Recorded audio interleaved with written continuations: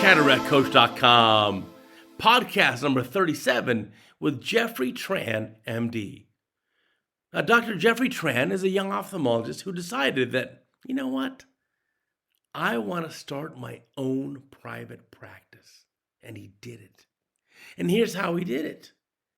Now, it may surprise you to know that your chance of success if you start a private practice is 99%. Ooh, you thought it was a coin flip, 50-50. It's 99%. And this podcast explains why. And you'll hear his whole journey through ophthalmology and how he decided this was the right move for him and how it's benefited him and his life. Now, you will choose your own best option or best path in life or in your career choice. And it's okay to change gears and change, what you're doing every once in a while. But what I think you'll really enjoy from this is that he has the drive and determination just to make it happen. And there's nothing better than being your own boss. Check it out. And at the very end of the podcast, I'm going to play his YouTube video, audio and video. And that's how I found out about him. I saw a video of him explaining about his journey in starting his private practice. And I thought, wow, my Cataract Coach viewers would love to hear this. Check it out. Welcome back to our Cataract Coach podcast. Today we have an aspiring and inspiring young ophthalmologist, Jeffrey Tran. I saw a video that he made about a presentation at the ASCRS. We talked about starting his own practice, and I loved it. And I want him to be on our podcast so we can all learn from him. If you're a young ophthalmologist in your 30s or 40s, this is very important. You need to take notes. Jeffrey, welcome. Well, thank you for having me. Tell me about your what was your journey in ophthalmology? Did you always want to do ophthalmology? Did you figure it out in med school? Yeah, so I kind of figured out I'm in med school. I actually entered med school wanting to be a pediatric oncology. Short story short, my younger brother had leukemia growing up, so it was always an inspiration of mine to be a pediatric oncologist. But a wise pediatric mentor of mine basically told me that, hey, I'll write you a letter of recommendation only if you go to a week of family meetings. With these family meetings, you break good news, and of course, you break bad news. And pediatric oncology, you don't always succeed. And that was an emotionally difficult time. So I took a step back, revisited, what mattered to me. And of course, talking on this podcast, I'm sure I'm talking to many ophthalmologists. Ophthalmology is that perfect balance between medicine, surgery, and also patients tend to have very happy outcomes. And for me, that was exactly what I was looking for. So I kind of fell into ophthalmology after taking a long pause to reevaluate what mattered to me. Oh, fantastic. So tell me about in your residency training for ophthalmology, what did you find the most interesting? What did you like the most? Which kind of surgeries? What was your passion? I definitely would say cataract surgery, though there's nothing more satisfying than seeing a patient who has, poor vision, difficulty doing the things that matter to them, playing with their grandkids, driving work. And then you do a pretty simple, elegant surgery, 15, 20 minutes, and then you restore their ability to do what matters to them. And to me, that's something special that we as ophthalmologists have the privilege of doing. Yeah, absolutely. Now, back many years ago when I did my training, my residency training, I finished the year 2000, so 23 years ago. I decided not to do a fellowship based on the advice of one of my mentors who says, before you do the fellowship, ask yourself, what exactly will you get out of the fellowship? And do you need to have the fellowship or can you learn on your own? And that became great advice because had I done, let's say, a cornea fellowship then, first, it was 2 years. For most cornea fellowships, not one. And you also didn't have all the things we do now. There was no lamellar transplantation. There was no femtosecond laser. There was no anti-VEGF. There was no OCT even. So I decided to forego a fellowship and go into practice. Now, tell me about your path. Looks like you did the same. Yeah, I guess good advice remains good advice, whether it's 23 years ago or in present day. And I got the same advice from my mentors while in residency. The same thing, like, what do you want to get out of a fellowship? And to me, again, that time to think about what mattered to me. And to me, I was very passionate about cataract surgery. I also wanted to be able to do a little bit of everything, right? A little bit of glaucoma, a little bit of retina, a little bit of cornea, cataract surgery. So I didn't want to just to do glaucoma or just cornea or just retina, because as soon as you commit to a fellowship, you kind of become the glaucoma guy or the cornea guy in your practice. So that's why I kind of went into comprehensive, and I love that decision, just kind of keeping everything open.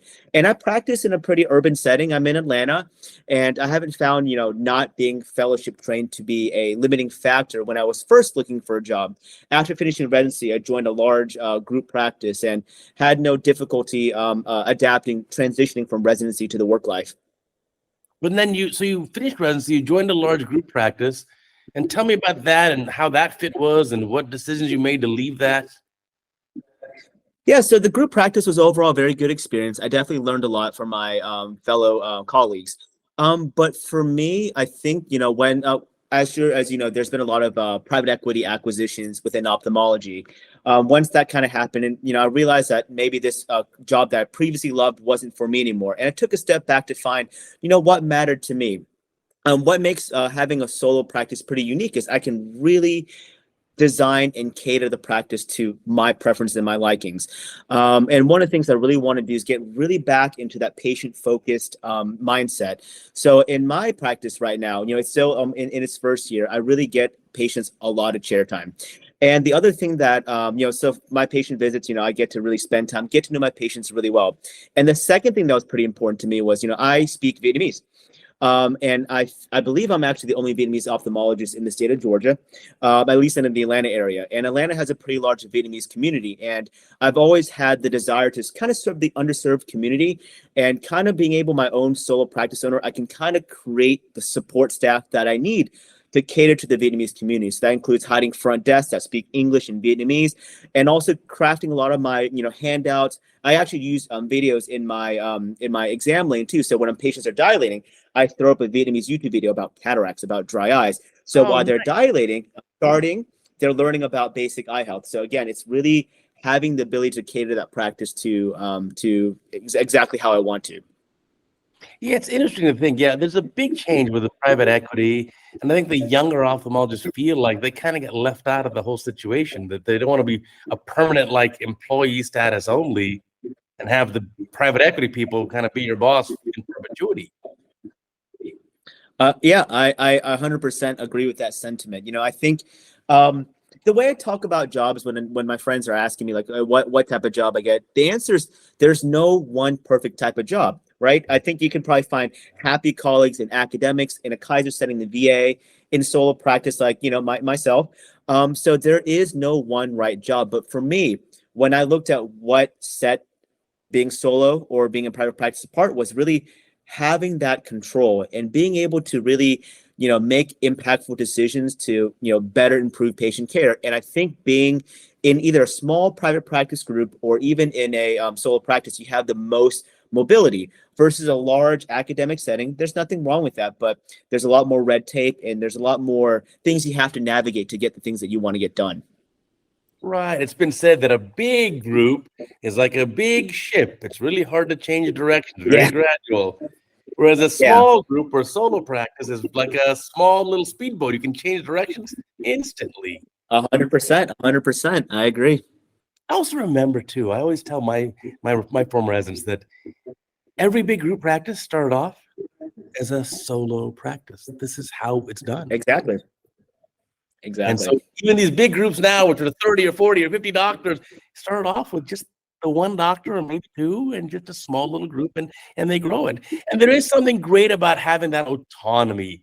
Like I always say, the good news is I'm my own boss. The bad news is my boss is really tough. I agree with that. And the beauty of being a solo owner is right now I'm still trying to feel what I like best. I don't know if I want to keep this a one doctor practice. I don't know if I want to bring on a fellow optometrist or add multiple different partners later on. That's the beauty of it. I have flexibility. I have time to decide. There is no, hey, by year 2, year 3, you have to hire the next associate. I kind of really get a feel for what do I want to do? And the answer is I don't know right now, but I at least get to, explore that process and really think about what matters to me, and kind of shifting the practice in the way that I think is best for patient care. I think that's very important to be able to do that. And remembering too that every practice, yours, mine, and everyone else's, evolves with time. And the way we do Oh, surgery now 100%. is not the way we're going to do in the future. And even the way we do our practice now. The first 6 years after I finished my training, I did everything from strabismus to ptosis repair to diabetic lasers to cataracts, obviously, glaucoma, cornea. I did everything. Whatever Yep. walked in the door. And then later decided, like, let me just hone this down. And honestly, for the last like 15 or 17 years, I do nothing but cataract and refractive. So any practice, yours included and mine, you can always is always in that state of evolution. 100%, and you can kind of find what you're passionate about, right? So I agree. You kind of kind of cater your practice, and really, since you're your own boss, right? You can really decide what type of patients you want to take care of and what type of procedures or surgeries or medical services that you offer. So again, the flexibility of being in solo. Right. And there's one other really important, powerful thing you have as being a small group or a solo practitioner is the ability to say no. If I have a patient who comes in for elective surgery and I just know for whatever reason we're on different wavelengths, I know I just cannot make her happy, or I'm trying to fix psychiatric disease with a phaco probe, I can kindly bow and say, I'm not the surgeon for you. But if you're in a big group, especially in a capitated group, you may not have that ability. 100%. Yeah. 100%. Flexibility is key, and I think that's actually one of the most important things that, honestly, looking at myself 1 to 2 years ago versus now, is that flexibility. It's the difference between going to a 9 to 5 job and working through the grind and truly being passionate and invigorated to practice ophthalmology again. Every day that I go into the office, I feel that energy, that pep, what makes you love being a doctor. I found it again. And it's because I have that flexibility, and I want to do this, I can do it, versus, man, my boss tells me, my partners tell me I have to do this. It's that whole control, who's controlling your schedule, controlling your decisions. That control is the difference between being content and being very fulfilled. Absolutely. Absolutely. Now, it's not easy. In fact, one of the dumbest things that I've said many in my life, when I was a senior resident, I said, I can't wait till I'm in practice. It'll be so much easier. Oh my goodness. What that's crazy talk. Because solo practice is much harder than residency. There's different challenges. Tell me about that. 100%. Tell me about that. What have been the big challenges for you? Well, the biggest challenge is, like, in residency and in medical school, correct me if I'm wrong, we definitely don't get that real world lecture, right? Like how to run a business, how to do, just business, period. It's like a giant void in our medical training.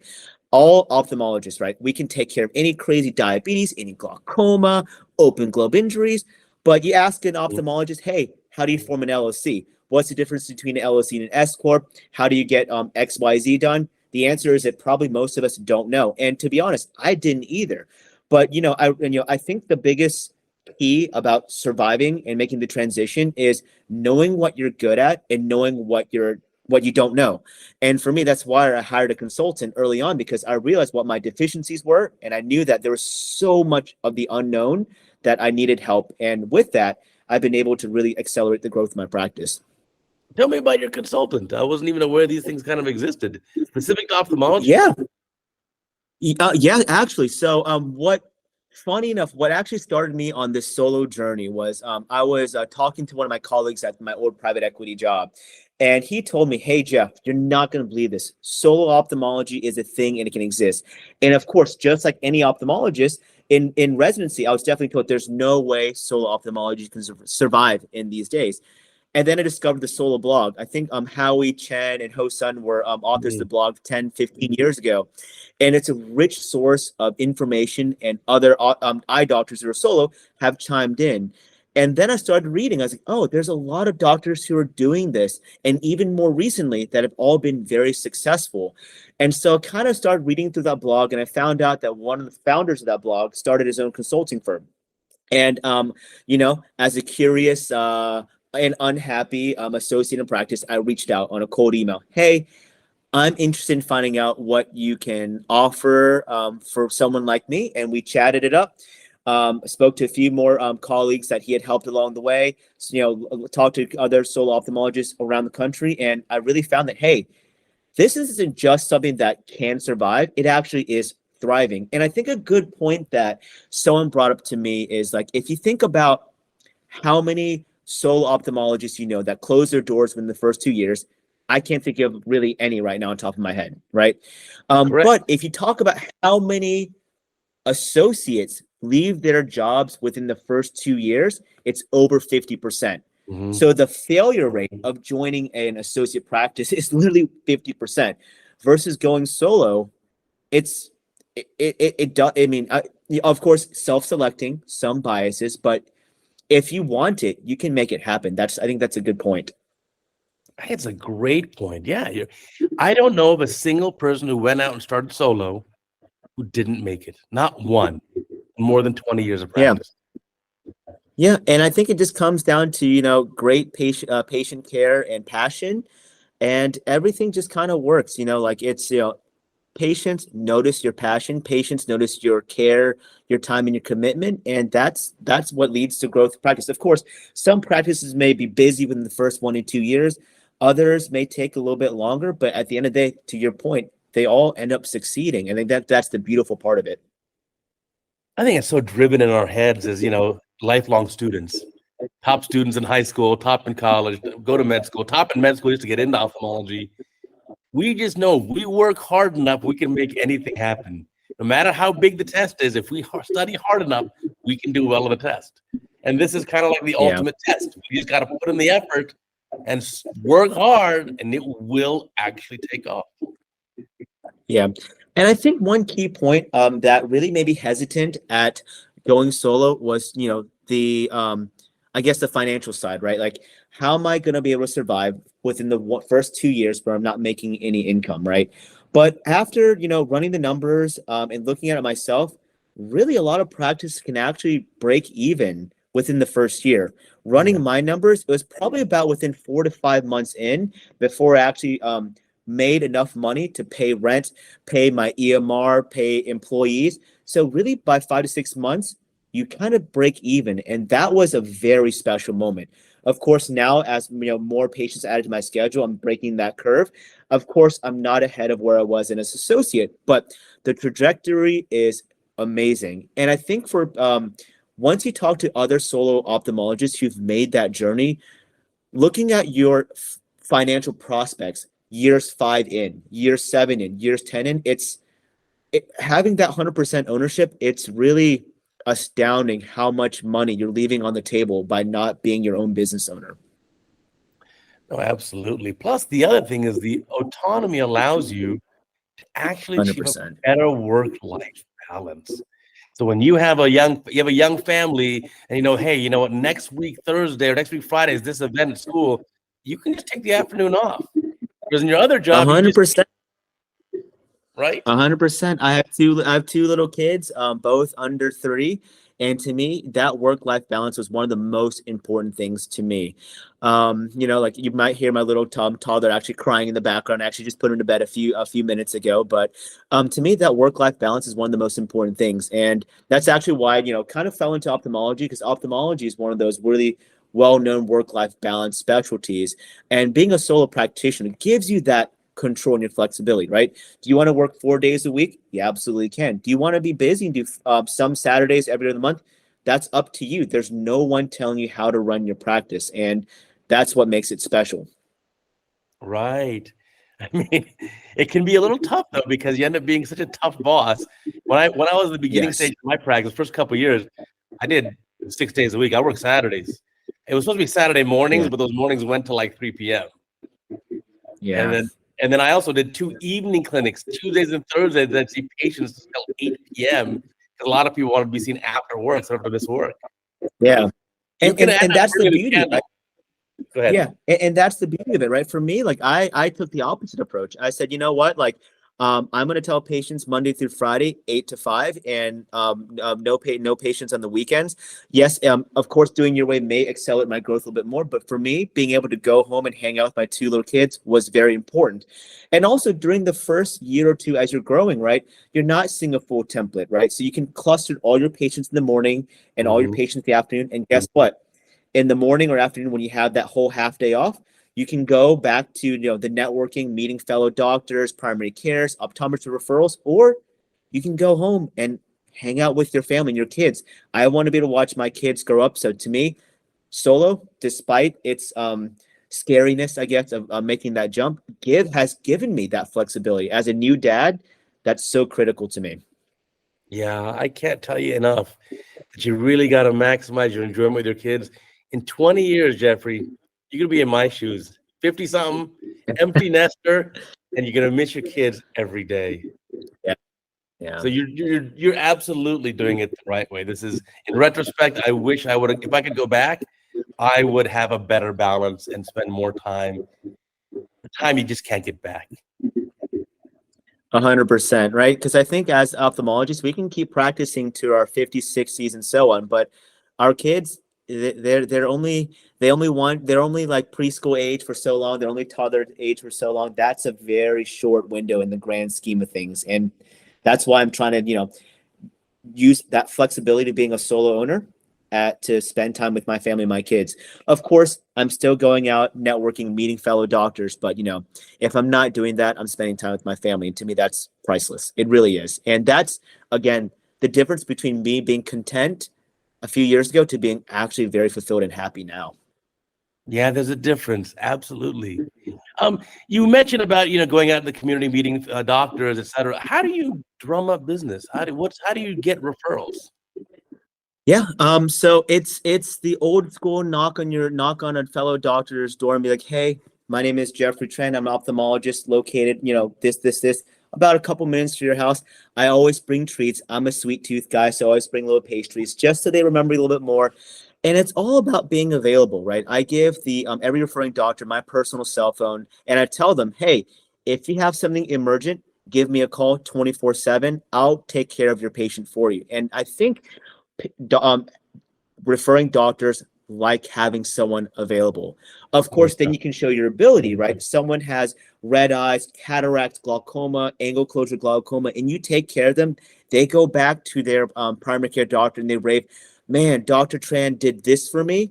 That's what builds up that referral. That builds up that trust. And you just being that available doctor, because again, your schedule is wide open. If you're a new guy, you can schedule anyone anytime.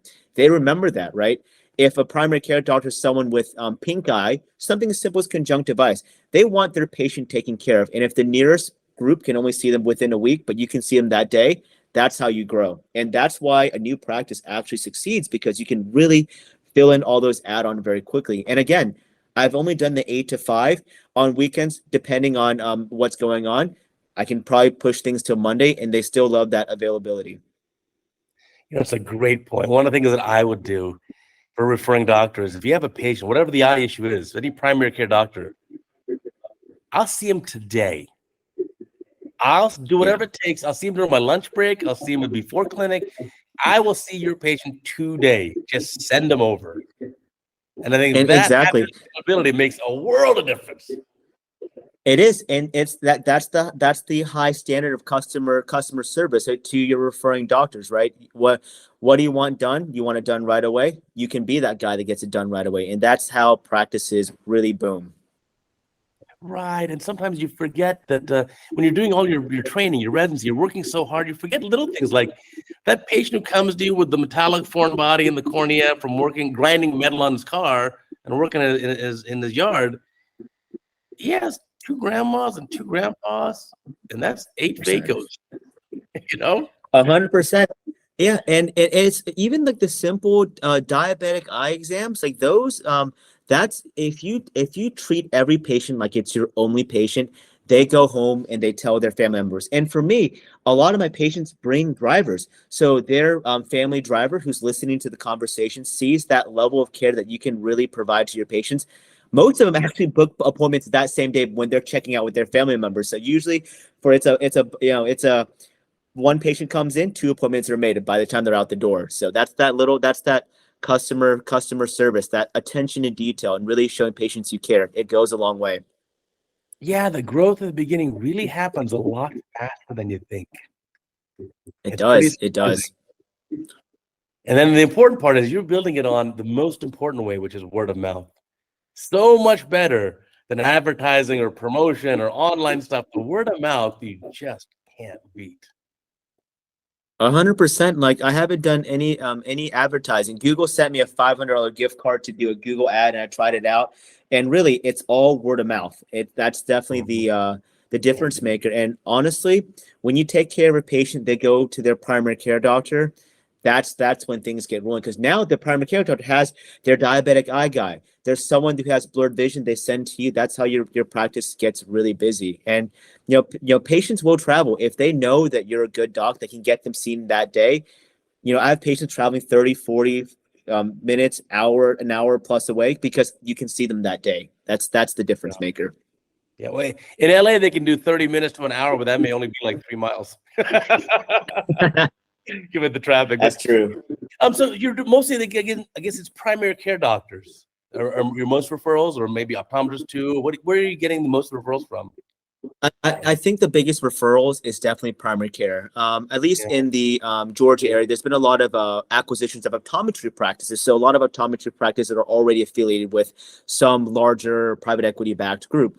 But primary care doctors tend to be independent. They use their clinical judgment and availability, and they decide who they think is the best doctor for their patients. And I think that's why most of my referrals have come from primary care doctors. And to me, that's actually what I value the most, because I want to be able to I feel like the referrals from optometry groups are going to be very surgery procedure based, right? Because optometrists, they're great colleagues. They know how to take care of diabetes, glaucoma, but they may not be able to provide, surgeries like for cataracts. So they send you for cataract surgeries and you send them back.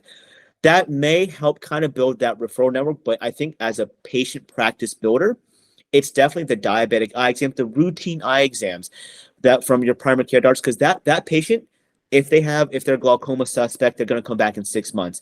If they're a diabetic eye exam, they come back once a year. These are the ones that become really good, consistent referring patients, and they bring their family members. So, because diabetes is a very common disease, right? So odds are if you're 65 and you have diabetes, your family members probably have diabetes too. So it quickly balloons in terms of your volume and your patient growth.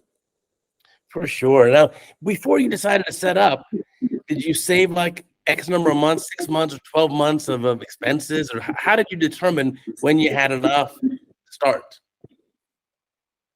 Yeah, so I kind of thought about this process a little slowly over the time of about a year or so. So, with your typical associate job, I really was putting everything straight to the bank, because I knew at a certain point that, hey, this isn't for me. I'm going to try to look for the next big thing. So put a lot of it into, into a savings account, so it could remain liquid. And to set up a practice, I think people are overestimating how much it costs to get a practice up and running. For a single doctor practice, all you really need is 1,500 square foot to 2,000 square foot, right? Okay. So rent is very market dependent. So New York versus Atlanta is gonna be way different. So, but smaller, one exam lane is really what you need. In terms of diagnostic equipment, I went pretty slim at first. I have a visual field machine, and OCT, the Zeiss series system. I actually have a YAG laser, an Argos biometer, and together everything was about $120,000-$130,000. You can go used for a lot of equipment, because that Lenstar, I bought Lenstar first, then the Argos later, but that Lenstar, even if it's near to use, it's still going to get the same accurate measurements. I was very familiar with the Lenstar because that's what we used at my last practice. So when I first transitioned to my new practice, I just bought pretty much the same equipment that I had my old office, and used in great condition. All comes with 1 or 2 year warranty, again, for about $130,000. And I think I broke down the numbers of what each thing costs on my video that I presented at Ascaris. Right. That was a great video. We'll try to feature that here at the end of our podcast. So if Yeah. you're listening to the podcast on audio only, you may want to check out the link on CataractCoach.com or on YouTube so you can see the video of the presentation as well. So did you start off with then just very small, then 1 lane or 2 lanes? Still with 1 lane. Still with 1 lane. Like my clinic flow can right now, seeing 6, 7, 8 a day can easily still do 1 lane, right? Yeah, if you let's just assume 1 hour a patient, right? You can have the patient dilating that room. It's not going to be an issue. Really, I think the one lane, if you maximize your space well, bring him into the waiting room, dilation space, etc., you can easily go to keep that 1 lane for a long time. So simple waiting room.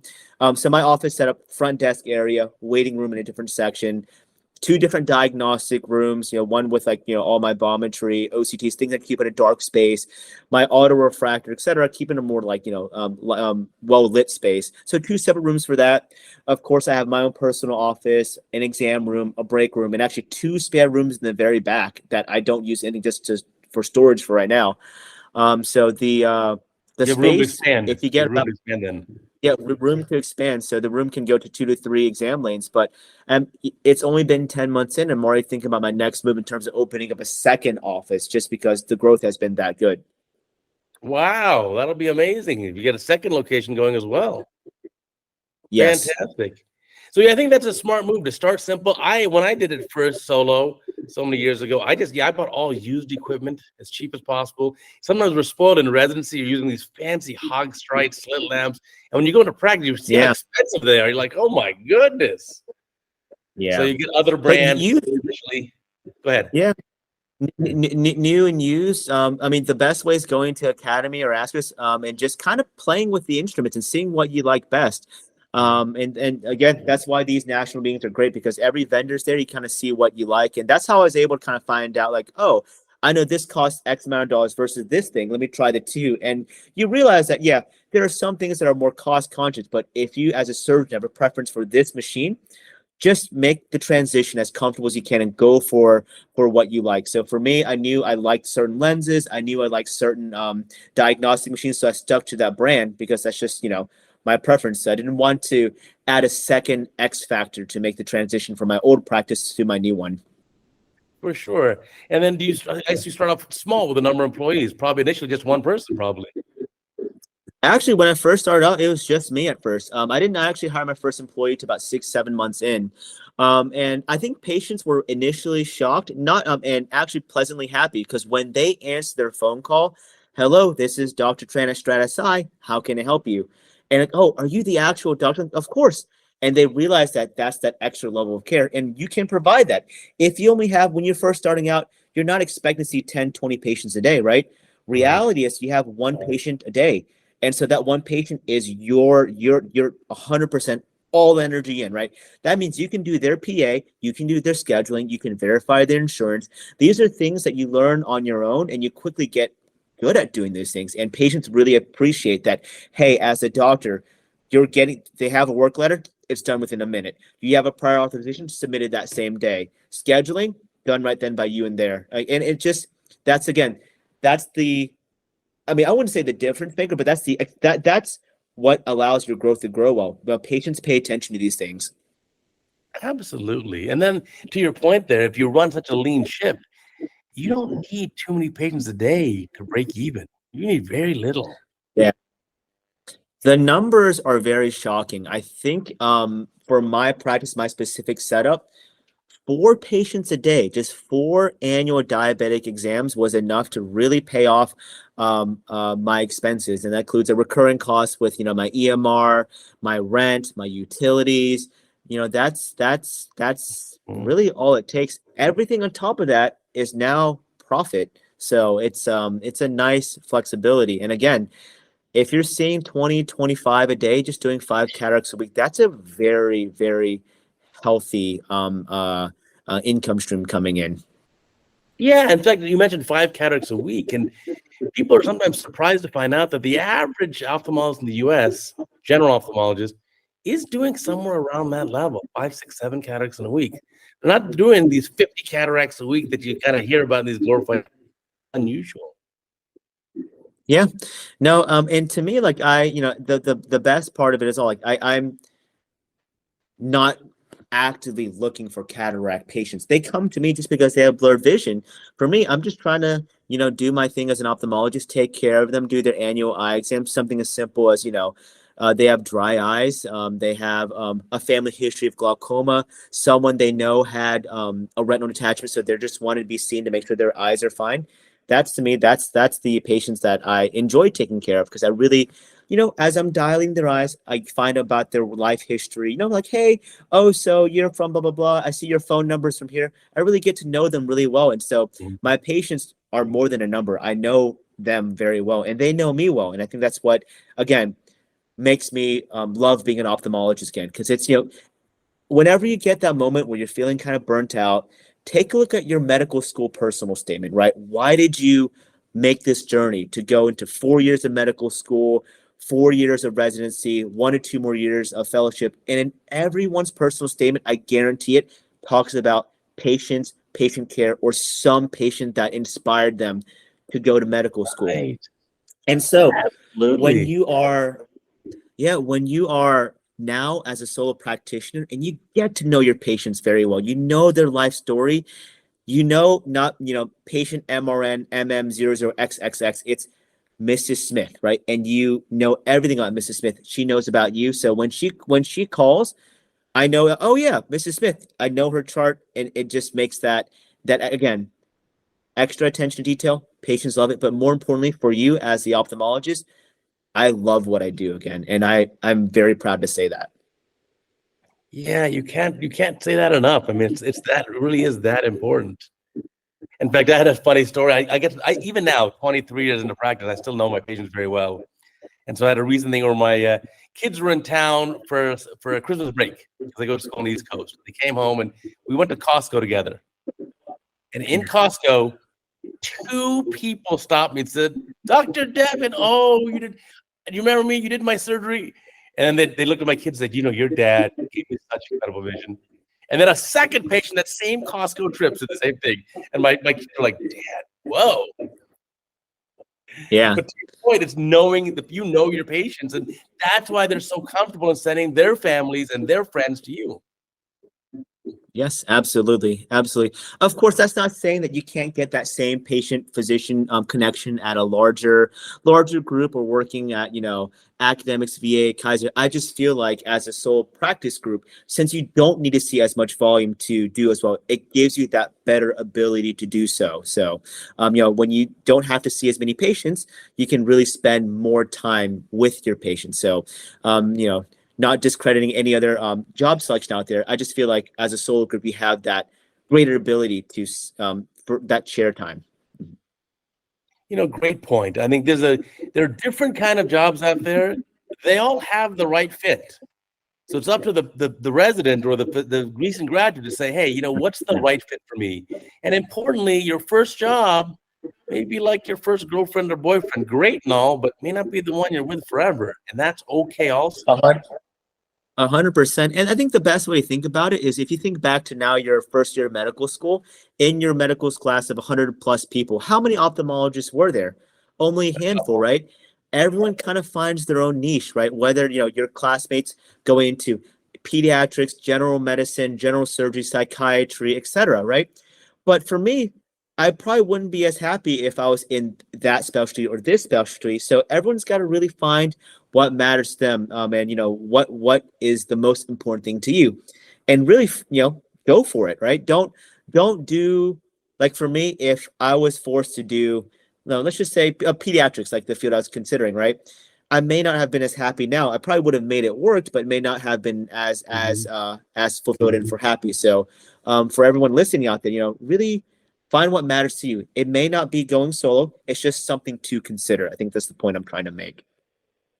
Yeah, I wanted to bring you on the podcast because, like I said, I enjoyed your lecture, but more importantly, so that young ophthalmologists, cataract coach skews younger.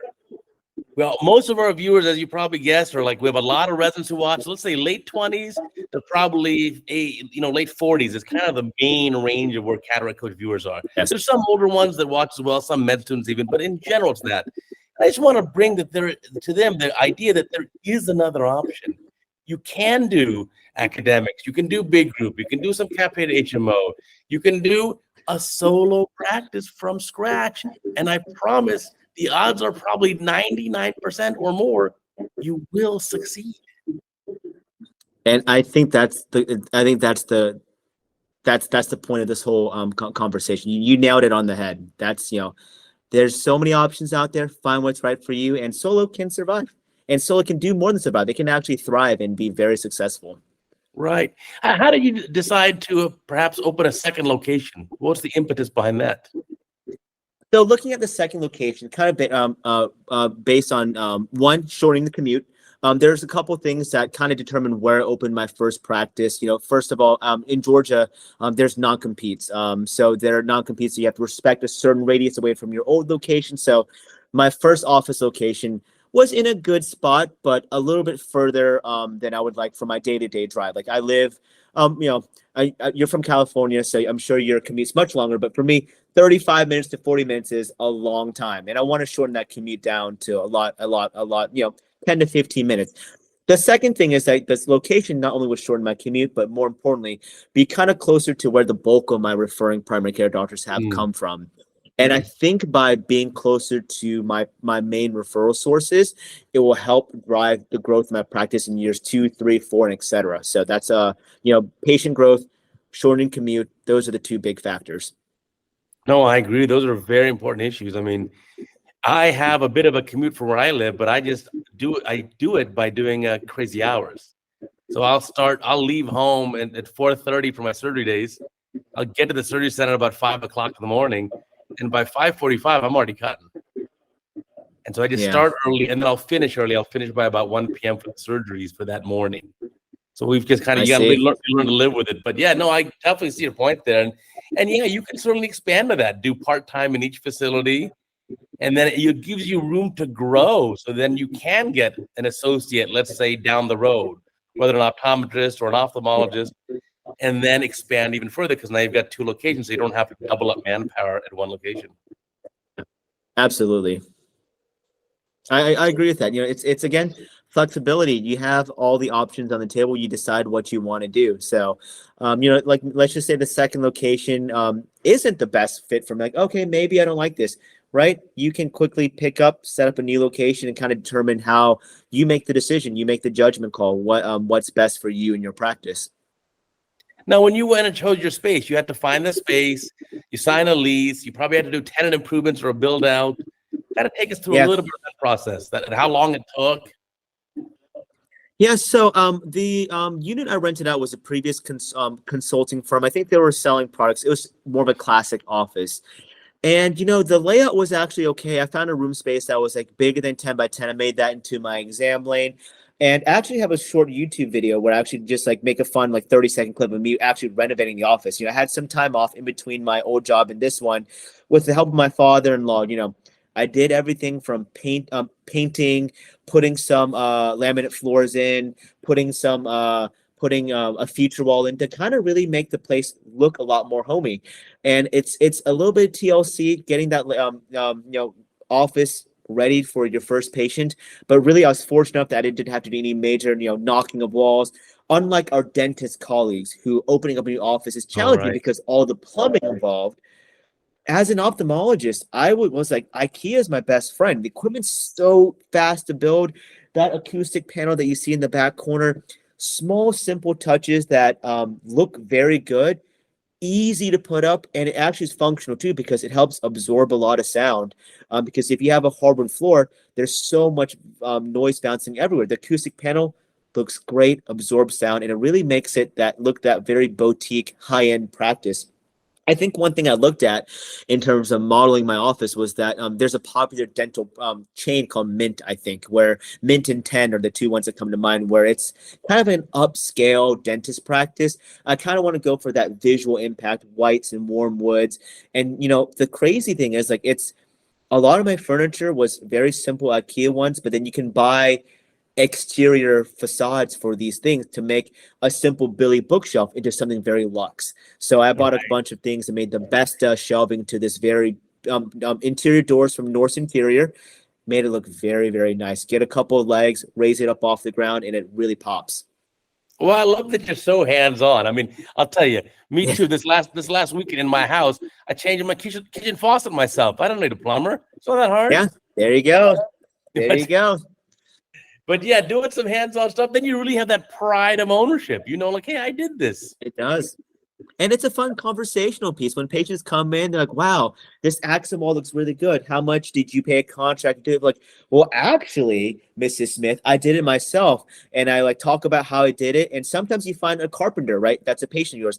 And if you can really talk about hobbies and they know you're a genuine person, you actually did it, that patient trusts you a little bit more. And they're like, man, Dr. Tran was a great doctor. But guess what? He's also a pretty cool person too. And that's what I love doing. I like taking care of eyes. I like cataract surgery, but I get so easily distracted with small talk. And, for example, anything from building furniture, college football. I'm a Georgia Bulldog fan. So small things like that, I can get sidetracked pretty easily.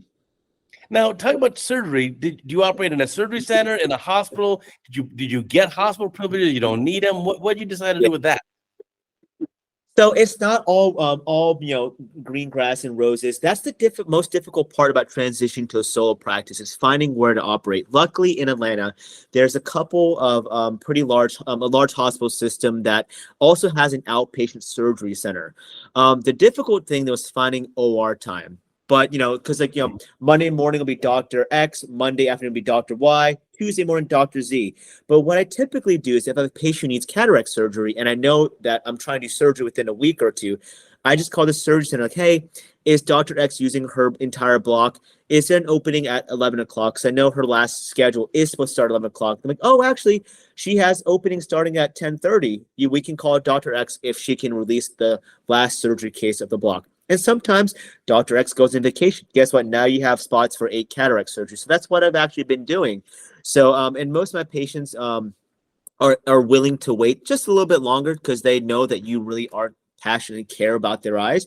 And so you can be like, hey, instead of doing surgery this week, it may be 2 weeks from now. That's actually okay. You have a little bit of, and it's always, spinning in a positive direction, right? Your eyes are just a touch dry. You have a little bit of, blepharitis. Let's focus on that. So when you're done with cataract surgery, I mean, before we get a cataract surgery, we really optimize your cornea. They're like, oh yeah, that's a great idea, and they love it. So it's It makes a lot of taking sense. something. It does taking something that's a potential problem and spinning it and making it to a positive thing. So that's what I've actually been able to do. I think again, I'm in a good situation where the ASC that I work with is pretty flexible. I can call them and find hey, it's Dr. X, Dr. Y. I'm using their time. And it's really helpful to get to know your fellow ophthalmologists in your area. Most of them are very warm, very friendly. Like they'll actually will call me, hey, Jeffrey, I know you're new in the area. I'm actually going to be on vacation these weeks in 2 to 3 months and ahead, so I can actually plan already ahead. So the ophthalmology community has been very supportive as well. Yeah, that's fantastic. Yeah, for those who may not realize, you're not just born with block time. You have to kind of work your way into it. So Yeah. doing what you're doing now until you have a more steady pace of patients. And then at the beginning, I remember I would they'd say, okay, we got Friday block time. Friday's the easiest because no one wants to see Saturday post-ups. But I didn't mind seeing Saturday post-ups. So I take the Friday OR 100%. time. Right. 100%. Do you have hospital privileges as well, or you don't need that? I have hospital privilege as well, but I haven't really had to utilize it. The hospital system I work with has an ASC. They actually do offer the ability to do cataract surgery in their main surgery OR in the hospital. But for me, I just try to stick to the ASC. It's just a little bit easier for my patients. So that's I haven't had the need where I had a patient that really needed surgery that day or that week where I had to like take whatever was available. I've been just using the ASC. Right. So yeah, I think sometimes I found it helpful at the beginning to do hospital privileges just to get to know the ER docs. And then I Yeah. just tell them, hey, if you have any of these eye patients, because I don't know a single ER doctor who actually wants to see an ophthalmology patient. No, 100%, 100%. I think that also kind of shows you, the different ways to set up your solo practice, right? I know you probably did.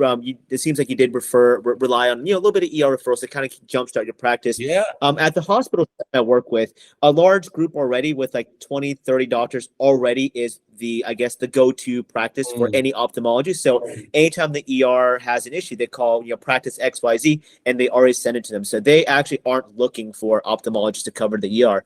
But then again, my practice is still growing at a reasonable rate. Not having that ER referral hasn't been a detriment to the growth of my practice, is what I'm trying to say. So For sure, there's so many different ways that you can get patients. So we talked about a lot, whether yeah, it's for primary care, optometrists, and the big one obviously is word of mouth. We talked about what didn't kind of yeah, work because the Google stuff, that's kind of hit or miss, to be like But then also, ER patients, et cetera. But I think, ultimately the best is the way you're doing it, because the word of mouth, it takes time to build the momentum in your practice. But like a train, once absolutely. momentum is built, once you have that strong momentum, that train is unstoppable.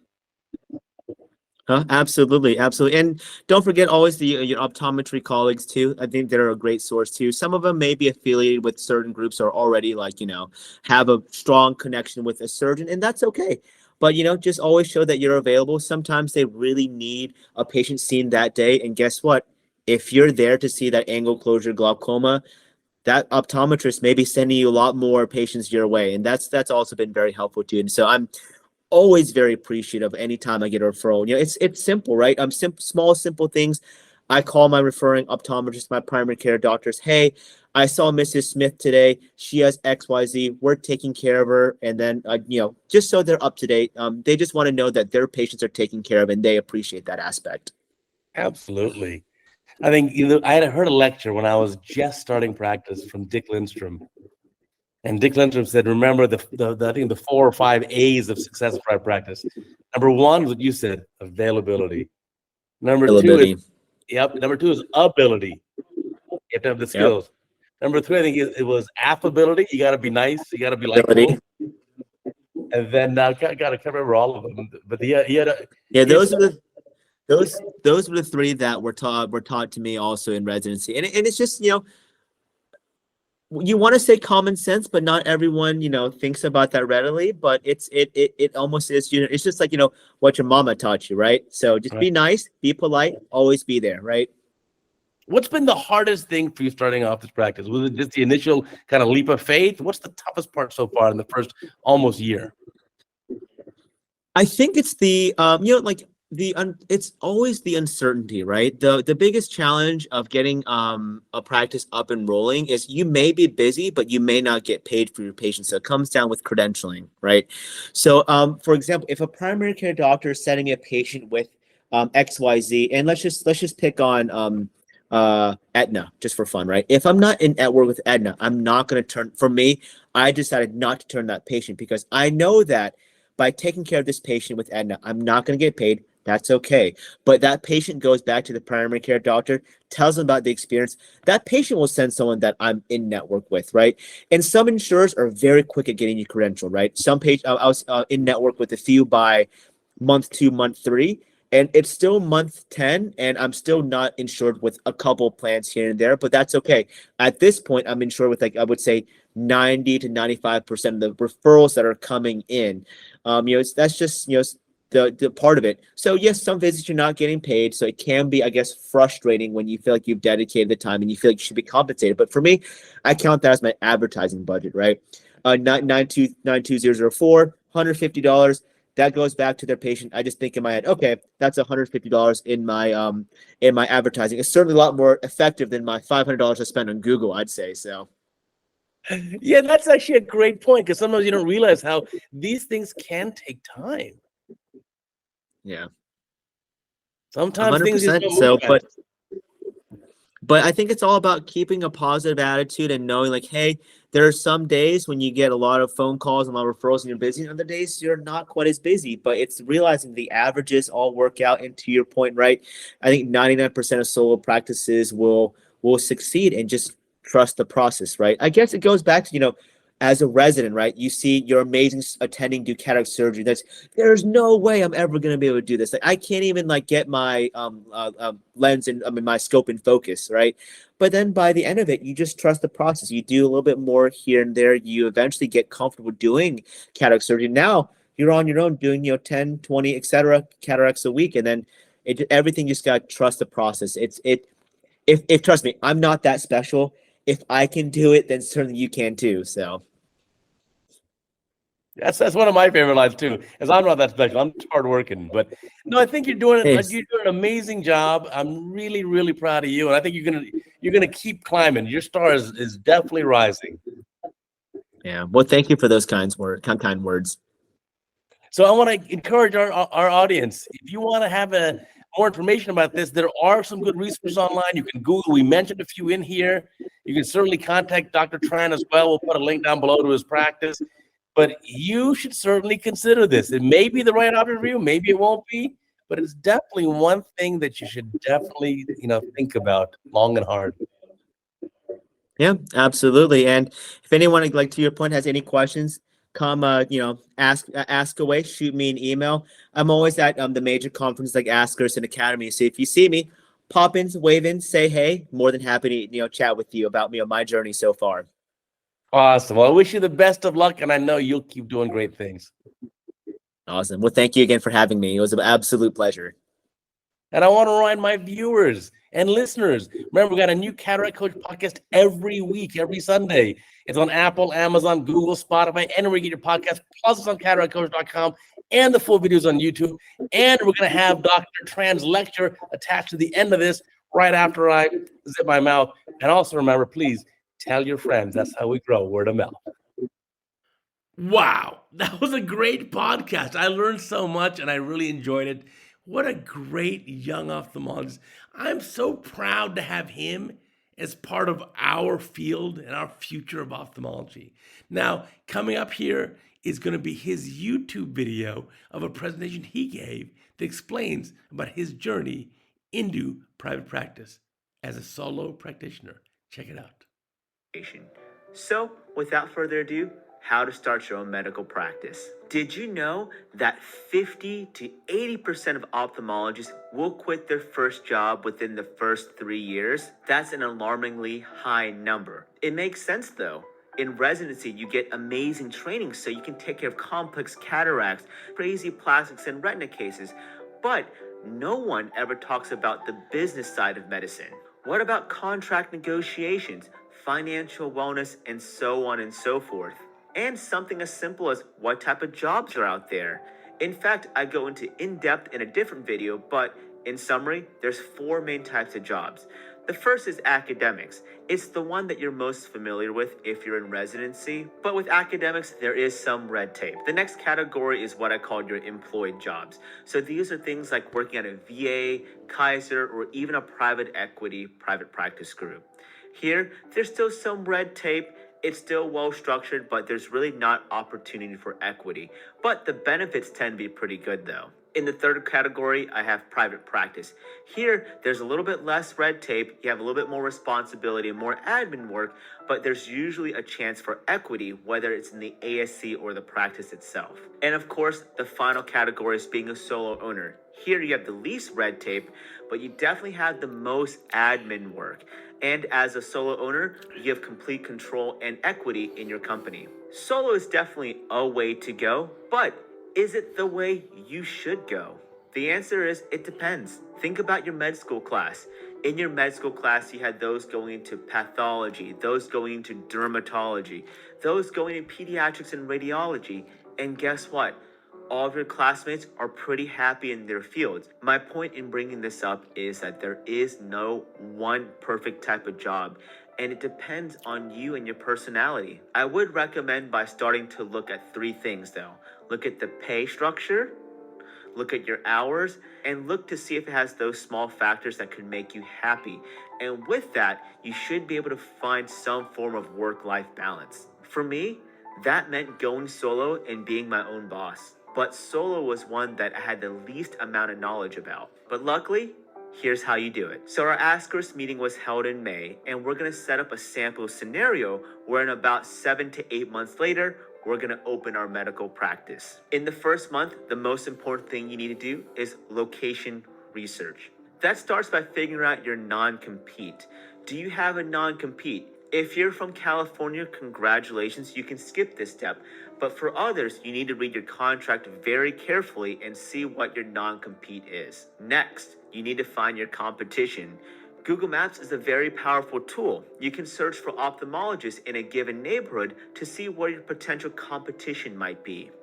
Next, you should look at where your potential referrals might be coming from. Do you have friends in primary care? Good optometry referrals? Is there certain things that make you unique, like a special language or specialty training? Because that can help you stand out. Now that you have your area kind of defined, you can go on loopnet.com and start searching for commercial real estate properties. LoopNet.com is kind of like Zillow for commercial real estate spaces. Here are some things I think you should be looking for your very first office.